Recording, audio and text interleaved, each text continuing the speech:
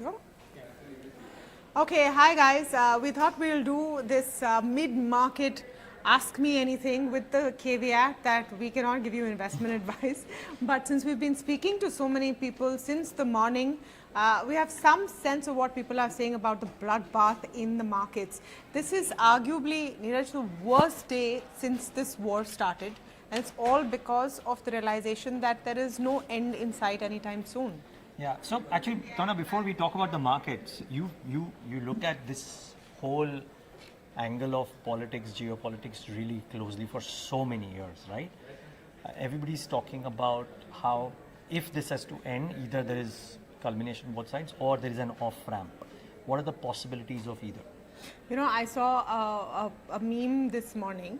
I'm not saying I'm getting my information from memes, but I saw a meme this morning which I thought, if this was called Operation Epic Fury, at this point, is it epic fail? Because the idea of it was to change the establishment in Iran, right? It was a regime change. You have, as of this morning, the announcement of another Khamenei who is in charge, Mujtaba Khamenei. It is the Khamenei's son. So you have eliminated the Ayatollah, but you have his son in charge. So essentially the regime in Iran does not change. Hormuz is shut. Oil producing countries cannot produce as much. There is oil burning in the streets of Tehran. So it's really going south. Now, what would change this? Between the two sides, it seems like either one of two things can happen. Suddenly, the Iranian Revolutionary Guard has a change of heart and says, okay, we want to talk to you. By all accounts, they don't. Or US and Israel try and find a way to quieten down a little bit. Can they? That's or the will question. they? Because they have come so far out. Donald Yeah. Trump has said so many times that they, ya to ye, ya to nahi. But he's not facing the costs. The costs are being borne by Gulf countries around. This, you know, the one story that really bothered me over the weekend was the strike on Bahrain's desalination plant. Now remember, these are countries which have sprung out of the desert. They don't have potable drinking water. Desalination plants are their lifelines. If that starts getting attacked, I mean, what is the tolerance threshold? Already from these countries, you're hearing voices saying, and there was the quote of this UAE billionaire saying that why are we fighting a war we didn't ask for? So as those costs get higher, one side will have to give in. This news which has come in a short while ago, that G7 countries are looking at now expending emergency reserves of oil. So some supply will come in, but one side has to blink, hopefully in the next 24 to 48 hours, at least cool it down a little bit. Yeah. I mean, okay. So, you know, great. The advantages of listening to her. But yeah, this is good. Simply because you get a great perspective on what could happen. So one side needs to blink. Can that happen? Anybody's guess. Now, therefore the question is, and before the, if you have some queries for either of us, please send it across. We'll try and There is one, but you make your point first. No, just this piece, Tamanna, that there's so much of talk over the last 2, 3, 4 years that if there is a dip in the Indian markets, you should buy it as soon as it comes in, because the long-term story is good and the long-term story is great, okay? But if you're an SIP investor, great, stick to the means because you're getting more units for the same amount that you had invested last month or the month before last. But if you're somebody who's sitting on cash, waiting to time the market, or you were lucky enough to time the market because you saw US deploying its armada out there, and therefore you said, boss, bahut risk lag raha hai, let me take risks off the table. Is this the end of the story? No. I mean, at 24,500, it looked very attractive. Ke chalo, long-term valuations ke hisab se bahut acha hai. We are another 800 points lower. Yeah. There is absolutely no rule which says the markets cannot be another 500, 700 points lower. 23,800 is looking painful. We're at painful levels right now. In fact, that's the question that Prototech is asking. Is it the best time to enter the markets? I think there is a bit of a split in opinion here. I'm not saying it's the best time to enter the markets, but my response is a little more qualified than yours. Neeraj, you put out a very interesting chart this morning where you have actually calculated that in past crises, how many days of correction have lasted. And it can be over 100 days in most cases. Could be, right? So, yeah, so Tamanna, the point that I was making out there as well is, and I don't know how you think about it, but the point I was making out there is that there's no rule that if this conflict is now in the 64th day or 66th day. No, this conflict is in the 10th day. Yeah, so the correction, sorry, not the conflict, the correction due to this and the previous conflict, if the correction is in the 66th day, there is no saying it can't end on the 67th day. It doesn't have to go till 100. But the point I'm trying to make is just because the correction has lasted for 66 days doesn't mean it's over. And just because the correction now with this 2.5% gash is 9% deeper doesn't mean it's over, because just this year, without there being Iran in the picture, market corrections have gone up to 15-16% as well. So let's not think that this is the end of it. No, so here is where I would qualify. In these 60 odd days of correction, you counted 66 days? 66 days. 66 days. The last 10 days is very different from the previous 56 days. Agreed. The last 10 days is not a correction. The last 10 days is panic. Sure. The last 10 days is fears. Okay, what is the market reacting to right now? Let's just break it down to fundamentals and then also human psychology, because sometimes the way people invest is human psychology. The market is reacting right now to the possibility of oil going to 150. The market is reacting right now to all the byproducts of crude freezing out. There was a terrible story on PTI a short while ago that crematoriums in Pune, as per an order by Pune Municipal Corporation, are going to shut down for some time because they've run out of gas. I mean, that was the most disturbing story I've seen in a while. So that is the fear that's being baked in, right? 150 and demand destruction. Because once crude falls to that extent, you're going to start seeing demand destruction. My point is that the rate at which oil is rising and the fears are untenable. So you will have to bifurcate between the last 10 days and the previous 56 days. Fundamentally, some problems with the Indian market, largely because of not being part of the AI trade, persist.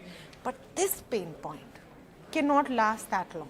So just to keep that in mind, if you're a long-term investor, do you get opportunities like this time and again? Maybe not. Not saying go out and buy today. I'm not saying that either. You decide who you are. Are you the kind of person who wants to take a bet over the next 2-3 years? You have that stomach to see maybe another 10% downside from here. Do you have that appetite, or do you not? You have to decide who you are, is all I would say. Okay, yeah, and to that my response is just this. Everything is correct, but for the fact that I don't think the markets are currently pricing in oil at 150. I think if oil were to reach 150, then there will be, right now there is panic, there could be pandemonium. So what are markets reacting? Because markets are forward looking. Yeah, so I do think, Tamanna, that right now, see also because, I mean, the markets in their wisdom thought 100 tak hoga and stuff like that. This 20% uptick that happened today, or 27% also is unnatural, right?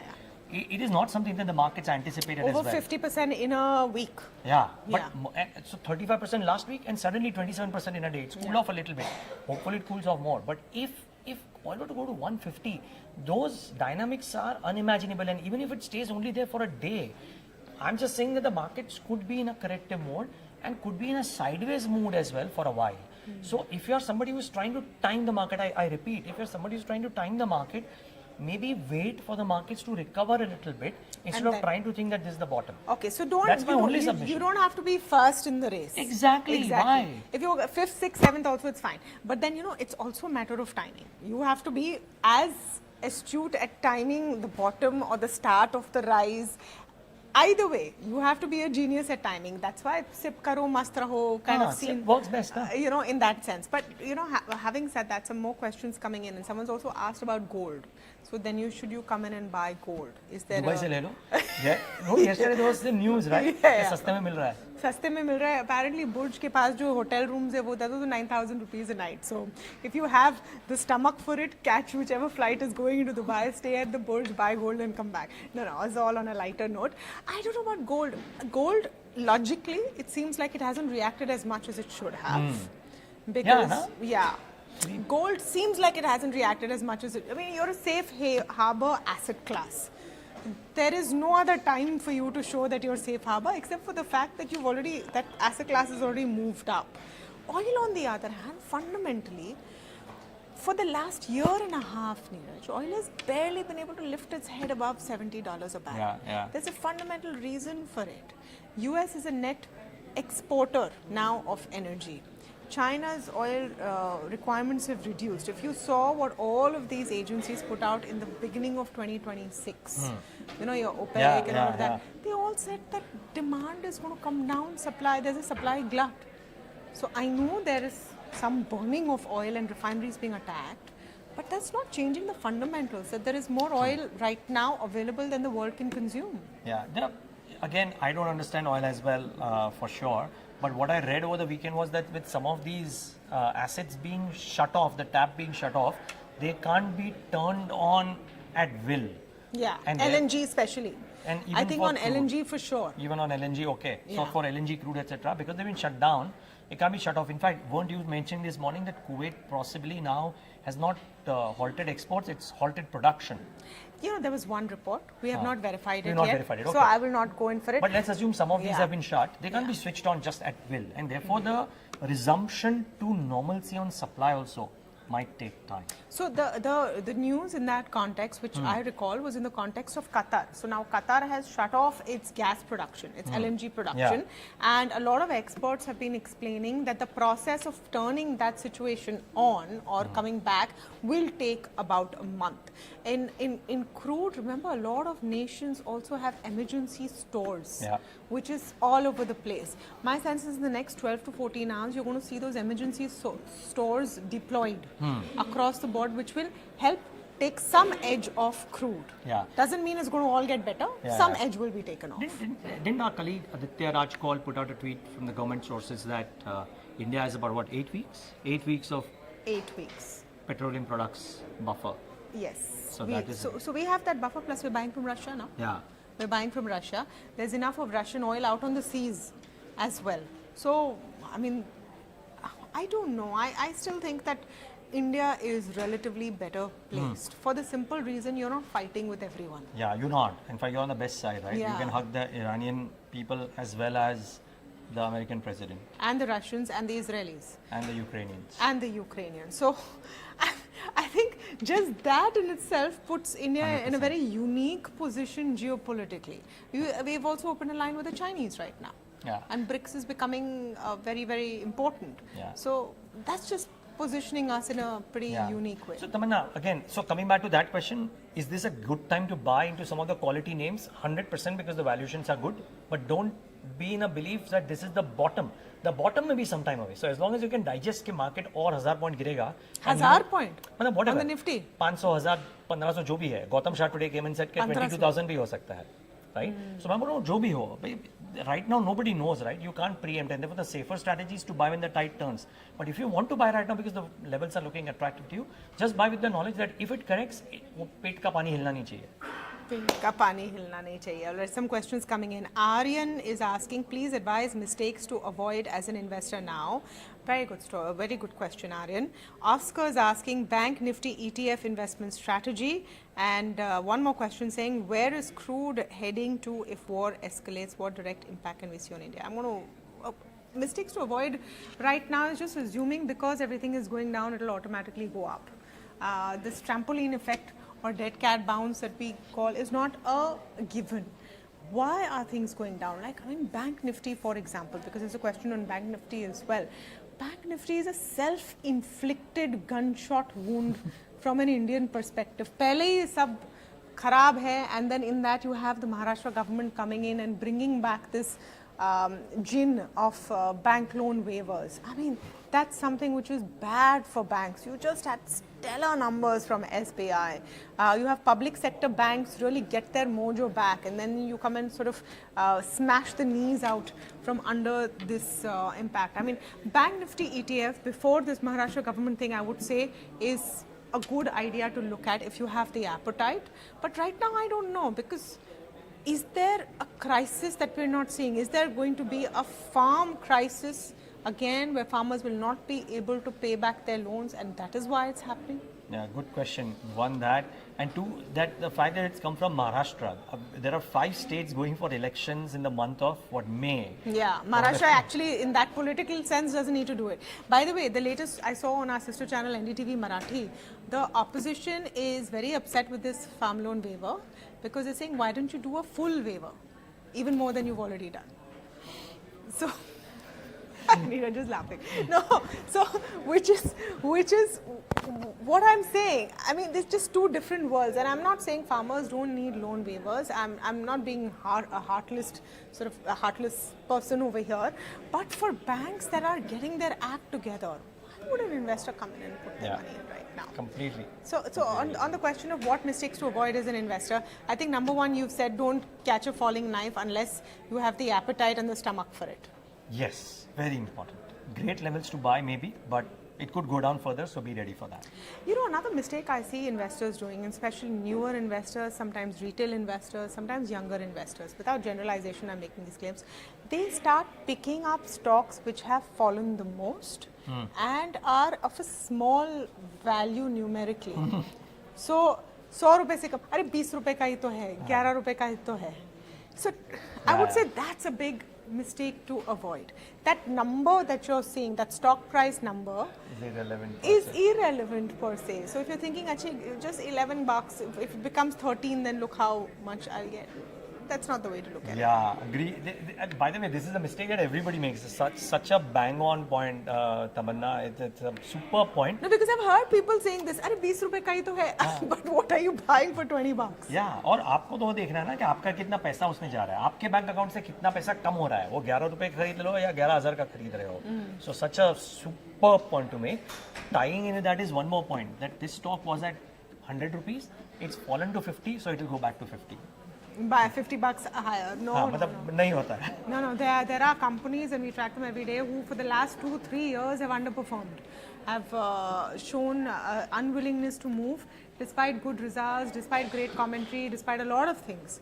Some stocks just don't move. They happen to be illiquid. Don't get stuck in the illiquid ones also, I would say. I know right now some PSUs, defense, etc., looking exciting, and you know, the idea that, okay, if there's war everywhere, then defense stocks will. Remember, some counters are very liquid.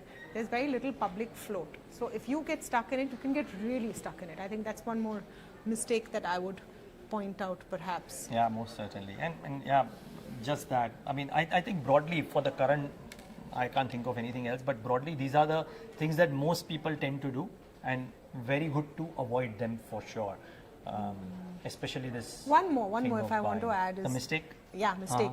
No-brainer is not necessarily a no-brainer. Look at ONGC today, look at Oil India. I mean, even the ones which should have, ideally, you have crude at 116, ONGC should be Malabar. And then there's this fear windfall tax aega. We put out a report that no windfall tax is unlikely to happen. But it's not necessarily when sentiment is so bad that some things will rise. There's no I mean, gold and silver are showing that there is a no-brainer trade.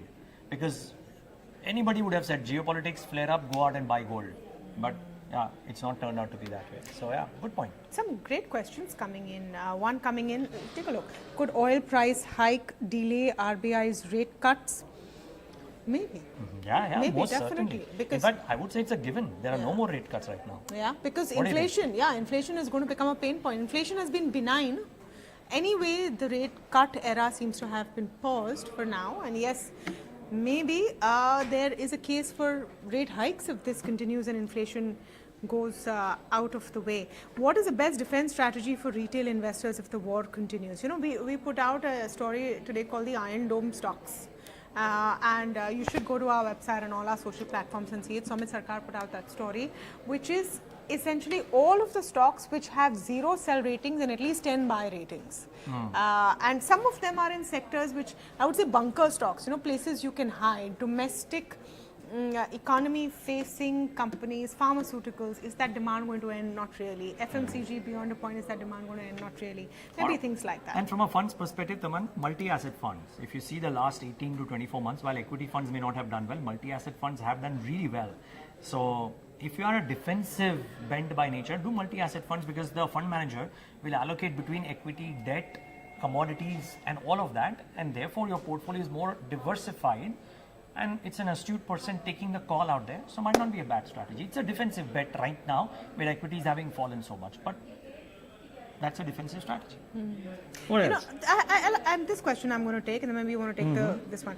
After killing Khamenei, isn't the objective of the war achieved? If not, what else is remaining?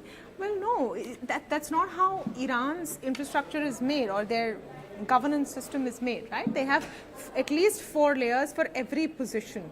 So, and the Ayatollah, remember, was pretty old. So it wasn't as if there was a succession plan that was not in place. Clearly there was a succession plan in place. Mojtaba's name came out on day 1 unconfirmed. And now they've taken their time to sort of put it in place. Even the head of the Iranian Guard, which is IRGC, which is their sort of army, Pakpor, he was killed over the weekend. They will have a second, third, fourth rung. So the aim of the war, at least the stated aim of the war, was not to kill Khamenei, was to overturn this regime and let the Iranians come out and choose their own leaders.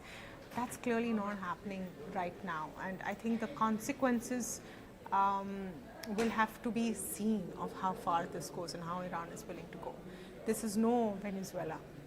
This is no Venezuela. Okay, so that's one. By the way, if we are going to last for 15 more minutes, I'll urge the producer to get us some water. There is somebody who's asked the question of whether, what to do with tech funds. Now, by tech funds, I presume that the person is referring to technology funds or IT service-led funds, funds which are investing in the Indian IT and the tech sector. I think the pain of the large portion of the damage to the IT funds was done even before this conflict started, and that was because of the AI trade. So in some sense, a lot of these valuations have come to fairly good levels. Is this the time to liquidate them? Maybe not. Sure, if you have a view on whether AI will disrupt the IT space so much that these stocks will stay sideways for a number of months and quarters, and that money is better deployed in some other sectors which have also fallen, it might not be a bad strategy. But otherwise, if you are only invested in that, maybe not. What do you think? IT it's like a perennial. So sometimes, you have chronic disease and then you have infectious disease. It's a bad analogy, but bear with me. So you have, you can have a viral right now, but your chronic disease is, say, you're diabetic. For Indian markets, the lack of an AI trade is turning into a chronic problem. Because in the middle it was like, oh, AI is overdone. It doesn't seem to be overdone. Whenever there is any kind of reversal in US markets, it is AI which is coming back. And India does not have a clear AI play.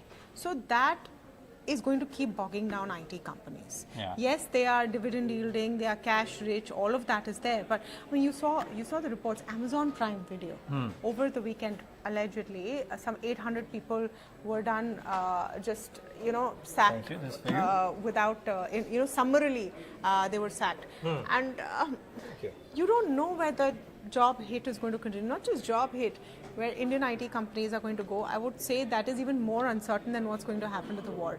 If I were to make a bet, I would say, Neeraj, that there will be a conclusion to this war faster than there is a decision on whether Indian IT companies are going to survive the AI deluge or not. 100%. No. So completely. And therefore, viewers, I think our views tie out here in this one at least, that it's not the end of it.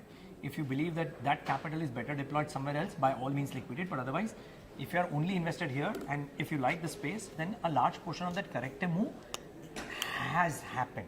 So bear that in mind. But this is not the end of it for sure. Okay. With current uncertainty, is US and Indian markets fairly valued or expensive? This is an interesting one. Are the gold rates flat as investments are moving back to US bonds? So, maybe. Well, we spoke to EPFR today, right? And there is proof there. He said that money is moving back to bond markets, money is moving back to some of those defense-led ETFs in the US and some other regions as well. And cash. And cash, yes, exactly. So, yeah, that's EPFR, which scans money flow across markets from institutions. So that's where the money is moving. Yeah, and in terms of fairly valued, I think Indian markets now won't be expensive. Technically, we are in oversold territory. But right now, I think there could be a debate on whether technicals matter or fundamentals right now. If you ask Gautam Shah of Goldilocks, he was on the show this morning, he says it's only technicals that can save you because fundamentals are not making sense. But I think the jury is out. Technically, we're in oversold territory. Yeah, and fundamentally, I also think, Tamanna, it's maybe a bit difficult to gauge, right, that as to what the next 2, 3, 4 quarters of earnings. I mean, how can anybody currently predict the FY27 EPS? It's impossible. No.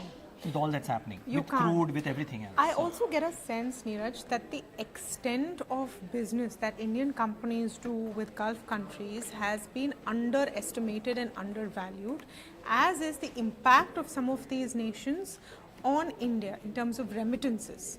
money coming in from there. I mean, even folks living in Gulf countries right now who are, say, sending some amount of money to India every month might hold on for a bit because they don't know what's happening there.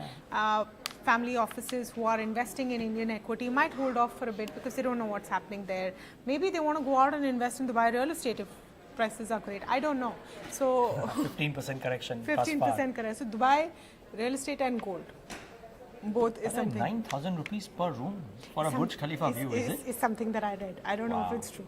Check if it's true. You can probably take a chartered flight and go because those will also be It's cheap. worth going there. Seriously, for that price. It's not worth going. No, but thankfully, I mean, we spoke to so many people who are in Dubai, right? Most people have said that there are, I mean, Marina maybe there's a hotel, but by and large, it is stable. It is not very bad. So the point is, it's not completely clear in terms of the quality of information filtering out of some of these countries.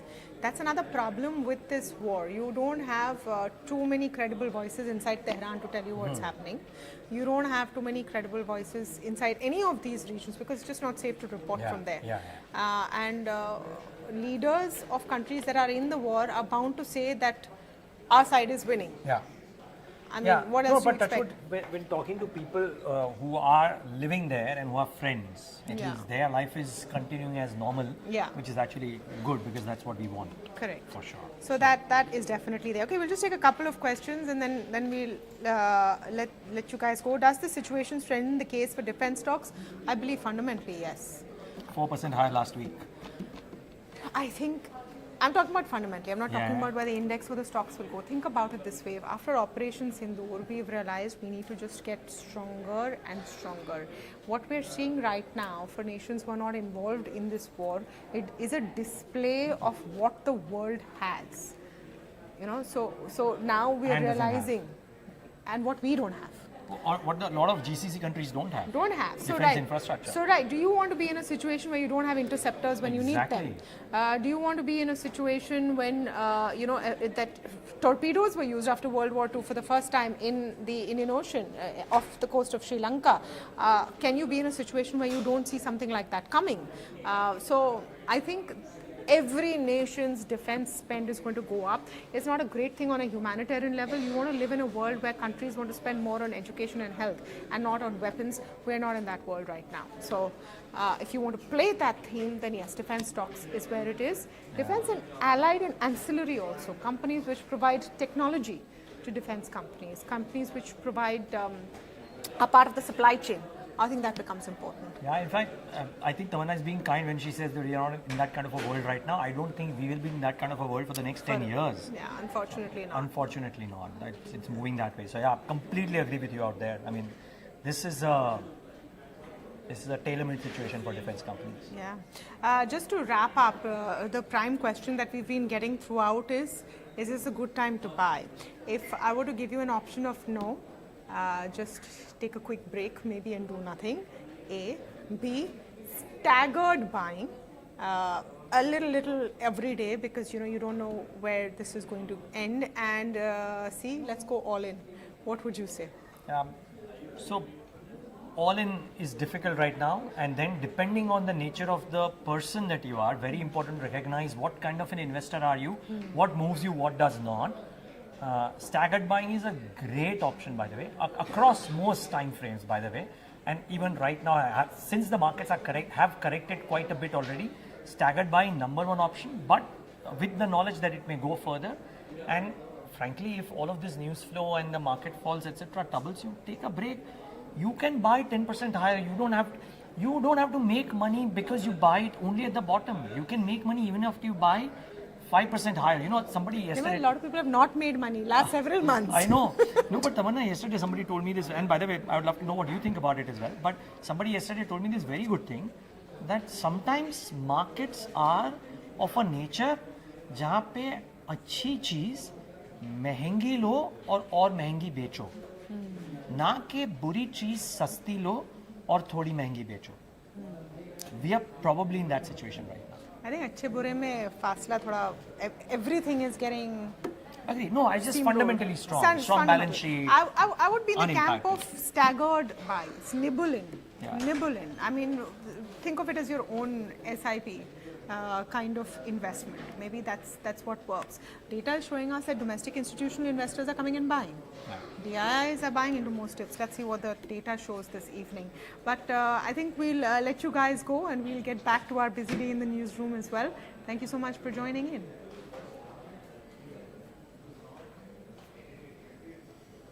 Did you get very late? Yeah, that's okay. It was that kind of a day, so ठीक है. Hello? Thank you, sir. This is so difficult without the water, so thank you so much. Yeah, I'm joking. I'm just doing this with